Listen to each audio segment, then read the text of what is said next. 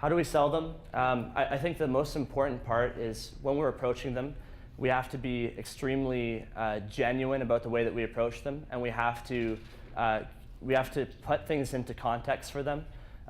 So if you're working for a certain commodity, you might have to do a bit more education with them on why this is important for us moving forward, and why this is going to be growing in demand, and you're going to have to educate them on things. They're not going to. So you're talking about the information that's out there.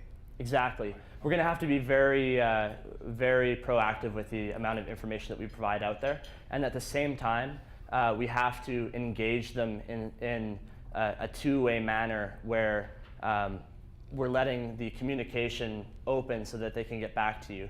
I mean, the main thing with that is that we're not just pushing out information and then kind of forgetting about it.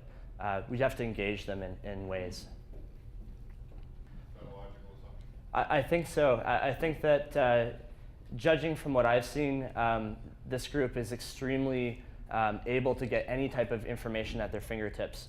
When you look at things like, are you familiar with Khan Academy? It's a free website that has. I got 3 generations. Yeah, exactly. There you go. So for those who don't know, it's a free website that has basically information, university level education on almost anything. This is a group that if they want to learn how to invest, they can learn how to invest by themselves. And they're going to be seeking out as much information as they can on it to make sure that they make the best decisions on it. I think that if you're looking at wealth management people, I think that they're going to have to be targeting this group, and they're going to have to be approaching this group because as the boomers are retiring, they're going to have to get their revenue from somewhere. So they're going to be approaching this group, and how successful they will be, I'm not entirely sure. That will kind of all unfold out, but it's definitely something to keep an eye on. Are they going with advisors, or are they going with themselves? My speculation would be that they would be doing it themselves. Yeah, same thing. I mean, with anything like that, and not even Wikipedia, Investopedia. There's different resources out there that are designed specifically for investing. So, anywhere they look, they'll be able to find information on things, and I have no doubt that they'll be extremely resourceful in that sense. They're not going to just do things because we say, oh, this is hot right now. They're going to look into it. They're going to do a lot of due diligence on it. I think that's a really great point. Yeah, as I said before, Gen Y does really value their time, and they also value experiences. But time is a limited commodity.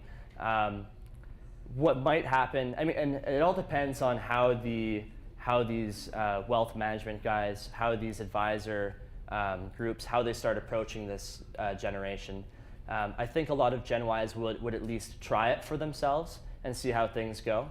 And if they're not getting the results that they're expecting, then they would move into that group.